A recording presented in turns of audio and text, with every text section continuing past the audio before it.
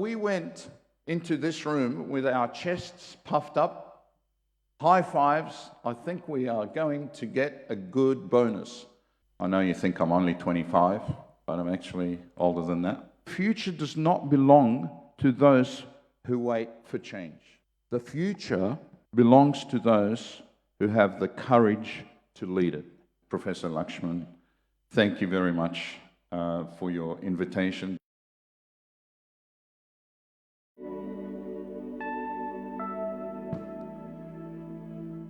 Good morning, everyone. It's nice to see a lot of people here supporting CPM and supporting this particular summit. I'll bring you greetings on behalf of Asian Institute of Technology and particularly the School of Management, who actually I'm working for. Just wanted to say that really I've only been working with the School of Management since the last 6 years. But prior to that, I was in corporate for a good period of my time, 36, 37 years. I know you think I'm only 25, but I'm actually older than that. So anyway, it's been an excellent journey for me, and I appreciate what life has actually helped me produce over the last few years. I was working with a company. I was interested when I saw the oil company here, which is great. I was actually global director for and CEO of Shell Global Lubricants, and based in several countries on behalf of Shell and working with Shell for quite some time, and then another company by the name of Honeywell and a few others in Fortune 500 class. And it's never really been my choice to work with Fortune 500 companies, but that's why I constantly keep on thanking the good Lord for opening up doors of opportunity for me. And of course, this is also another opportunity, which I'm really thankful for. And so, I'd like to say good morning, first of all, to Professor Lakshman. Thank you very much for your invitation, distinguished guests, respected leaders from across Sri Lanka and Sri Lanka's public and private sectors, ladies and gentlemen. It really is truly a privilege to be here.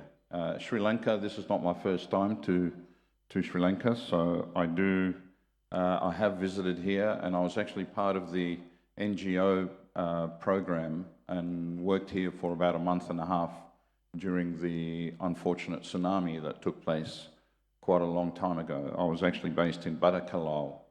And so I worked with a lot of the Sri Lankan people, and we were all helping one another, and I fell in love with the country since then, and since then I've visited several times, but not in this capacity. It's truly, really a privilege to join you today. I was wondering, where's my... Oh, thank you very much, sir. Okay, thank you. I've got some slides for you, that's why. So it's truly a privilege today to join you on the 13th CPM Management Insight Summit.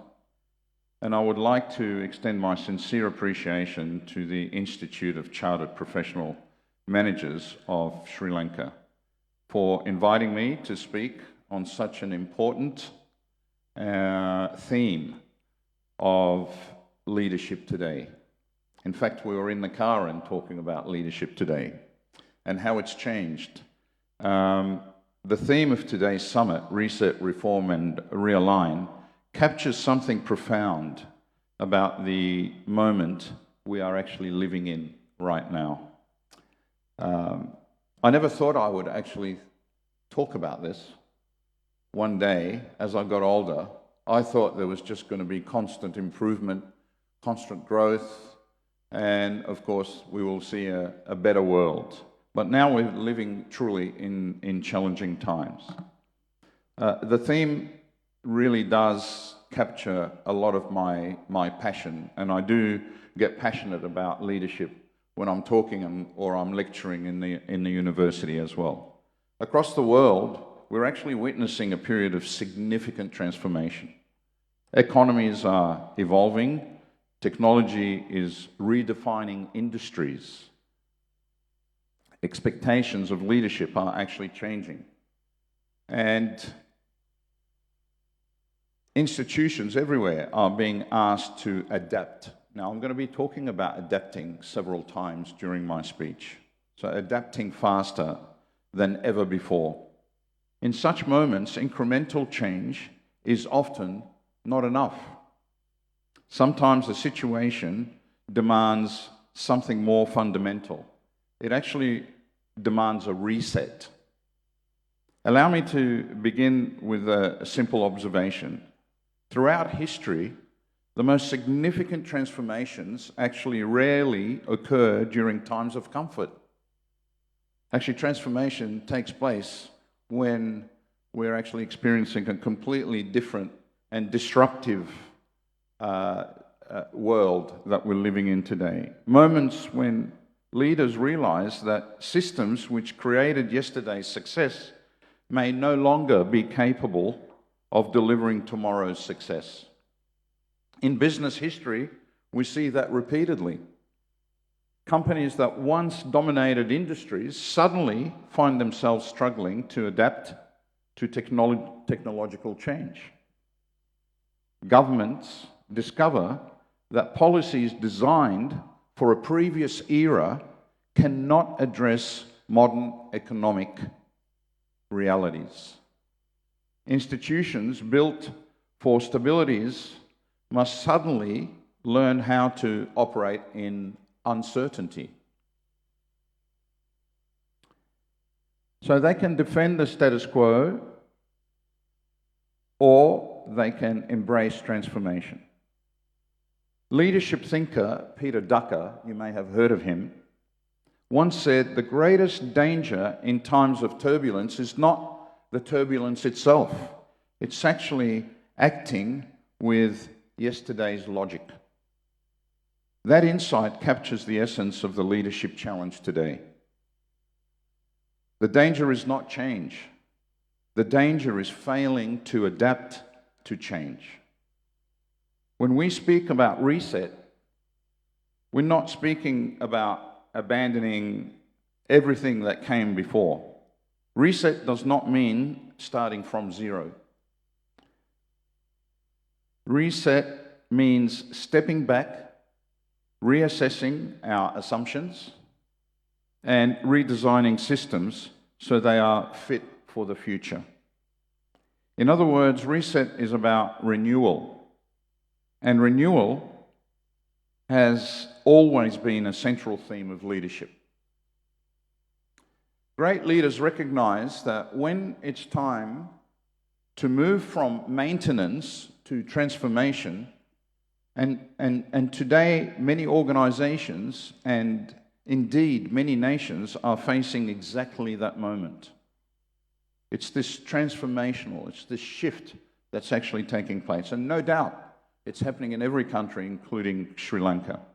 In my work with organizations and leadership teams across different countries, I've found that successful transformation almost always involves three core shifts.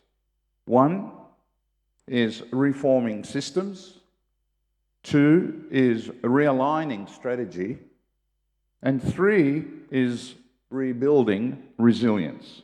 Let me explore these over the next few minutes. Every organization operates through systems, governance systems, decision-making systems, operational systems, finance systems, human resource systems. When these systems function well, organization performs efficiently. But over time, actually, even these systems often accumulate complexity. Processes multiply, decision-making slows down, innovation becomes more difficult, and the organization gradually becomes less agile. Reforming systems, therefore, becomes essential. But reform does not mean destroying institutional knowledge. Instead, reform requires leaders to ask a series of honest questions. Are our systems transparent? Are they agile enough to respond to change? Do they encourage innovation, or do they discourage it? Do they empower people or constrain them? Leadership scholar Warren Bennis once said this: leaders, and this was actually mentioned just before, leaders are people who do the right thing, and managers are people who do things right. The challenge for modern organizations is to design systems that allow leaders to manage and to do both. To maintain operational discipline while also enabling strategic innovation. When systems align with strategy, organizations gain momentum. When systems contradict strategy, organizations become stuck. I'll give you just a little note about myself. When I was working with Shell in this region, I was posted to Malaysia first, and then to Thailand, and then to Shanghai in China. And my role was actually as CEO, but also the custodian of the strategic plan for Shell in the region. So, the second dimension of leadership reset is strategic alignment. So when I talk strategy, I don't just talk about an interesting word. I mean, it rolls off the top tip of our tongues, right? We talk about, strategy constantly, but is it just a business plan, or is it a plan? Strategy is not just a business plan. The business plan falls under the umbrella of strategy. So the second dimension of leadership reset is strategic alignment. For many decades, strategy was based on the assumption that the future could be predicted with reasonable accuracy. Leaders developed 5-year plans, markets moved relatively slowly, industries evolved gradually, but today the pace of change has accelerated dramatically. Digital technologies are transforming industries almost overnight. Artificial intelligence is reshaping decision-making. Climate pressures are influencing business models. Global supply chains are evolving. And consumer expectations are shifting rapidly, faster than ever before. In this environment, strategy must become more, the same word again, adaptive. Instead of predicting a single future, organizations must prepare for multiple possible futures. So this approach requires strategic foresight. It requires scenario thinking. And it requires leaders who are comfortable navigating uncertainty. Let me just repeat this again. It requires scenario thinking. And it requires leaders who are comfortable navigating uncertainty. Let me just show you a slide here. If it does work. There we go. Okay. This is an example of headlines in newspapers in 2004. You can see here there's the Greece Summer Olympics, strongest earthquake in 40 years. United States launches the Mars Spirit rover. EU undergoes its largest expansion so far, so on and so forth. They even launched the Queen Mary ocean liner in that year, and even President George Bush was elected for the second time. So they were the headlines that consumed the world, and particularly in America in those days, in 2004. In 2004, our chairman in Shell invited 17 of the CEOs around the world, representing different areas in the company of Shell, and I was one of them in 2004. And this was for a 4-day conference behind closed doors in secrecy, because our chairman, Jeroen van der Veer, was extremely worried about where Shell was heading. We went to that conference in 2004, and we thought, as CEOs, we were going to get the biggest bonus ever. Because in those days, Shell registered the biggest and the highest profit in history. All oil companies in those days, in 2004, so we were the second highest behind some of those companies. So ExxonMobil was 242 billion, Shell, Royal Dutch, 235 billion. So we went into this room with our chests puffed up, high fives. I think we are going to get a good bonus. And I think this is why our chairman was actually calling us. There was only about a 37-second mention of this. Congratulations, guys, but we are here for something far more serious. Because the future of Shell is in doubt. The 100-year-old company, Shell Oil, Shell Company, a Royal Dutch, Anglo-Dutch company, was in jeopardy. Why? Because even though nobody was talking about environment in 2004, but it was predicted that something was actually going to happen. So we actually started to have some discussions in this meeting to try and move the pendulum a little bit. I'm trying to move this pendulum, but it's actually not moving. And we actually started to look at weak signals. What are the weak signals? Now, in those days, we didn't have the level of analytics in our organization. We had about 20 people sitting behind us while we're having these discussions in this closed room and taking down every bit of information on their slow computer. Our mobile phone is faster than the computers that we were using in 2004. And so they were taking down all of this information, and we tried to look at what are weak signals. Now, the reason why we're saying this is that because this is how we identified weak signals.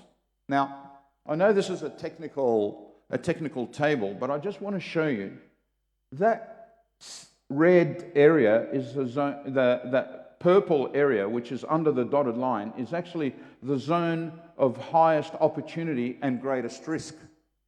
And this is what I go around organizations when I'm consulting or I'm talking to certain CEOs, is how do you identify it? When I talk about scenario planning, this is what we are talking about. Toyota, we're talking about Honda today, but also Toyota looks into a 40, 45-year scenario, right? The gentleman who created scenario planning and weak signals is a gentleman by the name of Pierre Wack. And he saved Shell from massive issues in the past, and actually, in actual fact, protected Shell. And he became an employee of Shell until he passed away several years ago, Pierre Wack. His son actually has taken on the mantle, and he's actually also talking a lot about scenario planning. So you will find that many companies around the world, successful companies around the world, are actually talking about scenario planning. Scenario planning, which is part of their strategy and their strategic thinking. So what are we trying to prove here? What we're trying to identify here is that anything above the dotted line, anything in that orange area, that zone above the dotted line, is actually the zone of diminishing returns. Everybody's in that arena. Everybody's competing in that red ocean. And so what we need to identify as leaders, what are the opportunities that actually face us today where we can step out of this same mentality as leaders, as managers, as organizations, and look at our product, and look at what we have to offer. So this is a weak signals scenario plan. Now let me go to the next slide. Maybe somebody needs to turn this on because it's not coming on. This is what a Shell strategy looks like. It looks like a spaghetti bowl of lots of issues and lots of ideas. But it also identifies, determination of uncertainties, identifying what are the key trends. And I'm sure many of you do this in your organization. But one of the key things in this is that we actually identified short-term tactical. And as you can see at the bottom of the slide here, this is a short-term strategic decoy strategy.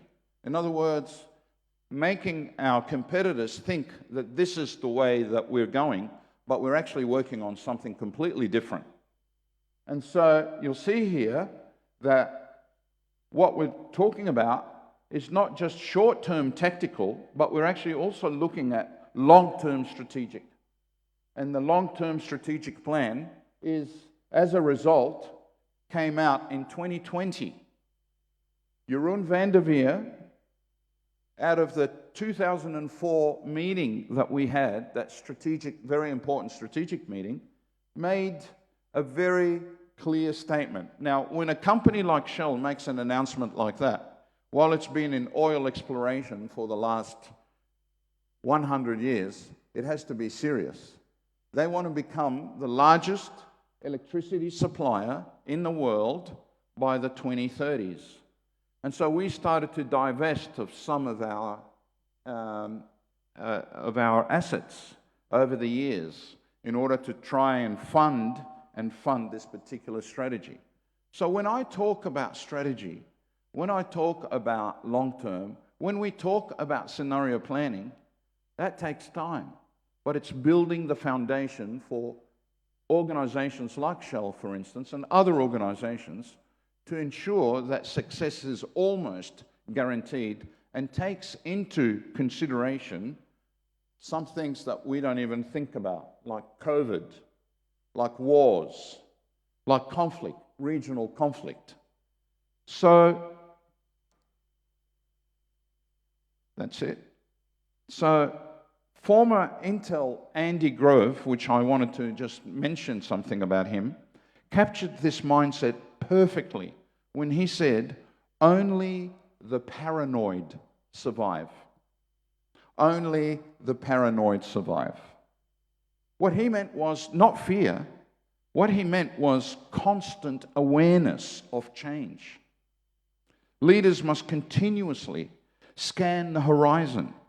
They must ask, what technological shifts are emerging? What geopolitical trends could influence markets? What risks could disrupt our industry? And what opportunities are appearing that we may not really fully understand? That's where that weak signals might be. Not necessarily in the headlines, but behind and under, somewhere out there, there's an opportunity for us to capture. Organizations that ask these questions early position themselves ahead of change. Organizations that ignore them often find themselves reacting too late. The third pillar of leadership reset is resilience. Resilience is a word we hear frequently today, but resilience is often misunderstood. Resilience is not simply the ability to survive crisis. True resilience is the ability to adapt, recover, and grow stronger after disruption. Resilient organizations share several characteristics. First, they have clear purpose. Purpose provides direction during uncertainty. Second, they invest in people and leadership development. Organizations that invest in talent build long-term capability. Third, resilient organizations cultivate learning cultures. They encourage experimentation. They treat mistakes as opportunities for improvement, and they continuously evolve. Finally, resilient organizations maintain strong ethical foundations. Trust is the cornerstone of sustainable leadership. Without trust, reform becomes difficult. Without trust, strategy loses credibility. But with trust, transformation becomes possible.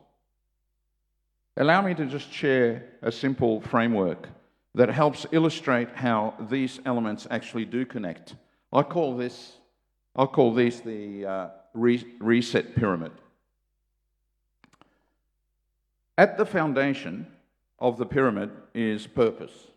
Purpose answers the most fundamental question an organization must ask. What is it? Why do we exist? What value do we create for society? When purpose is clear, decision-making becomes easier. Above purpose is systems and governance. These structures ensure accountability, transparency, and operational discipline. The next is strategy. Strategy, right, is actually implemented successfully. And finally, at the top of the pyramid, it's innovation and future readiness. This is where organizations continuously reinvent themselves. When these 5 levels align, organizations become resilient. When they become misaligned, organization struggles. Leadership reset, therefore, involves ensuring alignment across the entire pyramid. Let me talk a little about Sri Lanka. Sri Lanka today stands at a pivotal moment. Periods of national challenge are never easy. But history shows that moments can also become catalysts for renewal. Many countries that faced economic or institutional challenges emerged stronger after reform. They strengthened governance, they improved transparency, they invested in leadership development, and they built systems capable of supporting long-term growth. Sri Lanka has the opportunity to do exactly the same. But such a transformation does not occur automatically. It requires leadership in government, leadership in business, leadership in civil society, and leadership in professional management.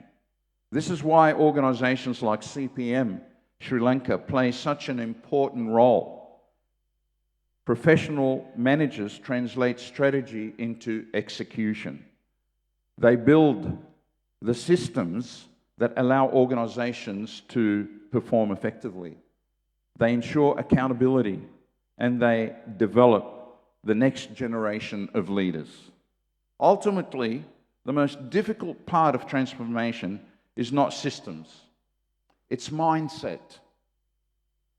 I'm actually in the completion of finishing my very first book it's taken me 4 years to write, and it's all about mindset.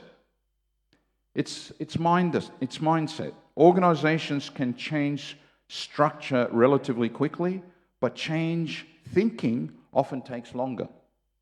Leaders must therefore cultivate curiosity. They must be willing to question assumptions. They must encourage open dialogue. They must listen to diverse perspectives, and they must foster environments where innovation is possible. In other words, leaders must move from closed thinking to open thinking, from certainty to curiosity, from control to collaboration. This shift is essential for organizations navigating complex change. Leadership during stable times is important, but leadership during periods of transformation is absolutely critical, because uncertainty can create hesitation, and hesitation can delay progress. In such moments, leaders must provide three things. First, clarity of direction. Second, confidence in the journey. And third, commitment to values. People will support change when they trust their leadership. People will support change when they trust the person. And trust is built through transparency, integrity, and consistent action. Some years ago, I was actually speaking with a senior leader who had spent decades building businesses across different countries. He actually comes from the UK. At one point in the conversation, he said something that stayed with me. He said, every generation of leaders eventually faces a moment when the future of their institutions is tested. Sometimes that moment comes during economic crisis. Sometimes it comes during technological disruption. And sometimes it actually comes when societies ask for a new kind of leadership or a new direction. But in those moments, something remarkable happens. A new generation of leaders steps forward, not because the situation is easy, but because the situation demands leadership. History is full of such moments. Rebuilding the nation after economic hardship, companies reinventing themselves after disruption, institutions reforming themselves to meet the expectations of a new era. And when we look back at those moments, years later, we often realize something important. The leaders who shaped the future were not necessarily the most powerful. They were the ones willing to take responsibility when it mattered most. So, as you leave this summit today and return to your organizations, I encourage you to ask three simple questions. I don't know whether they'll show up or not, but I'll let you know. They're the three questions. What must we reset? What must we reform? And what must we realign for the future? Let me repeat again. What must we reset? What must we reform? And what must we realign for the future? Because the future does not belong to those who wait for change. It will never belong for those who wait for change. The future belongs to those who have the courage to lead it. Thank you.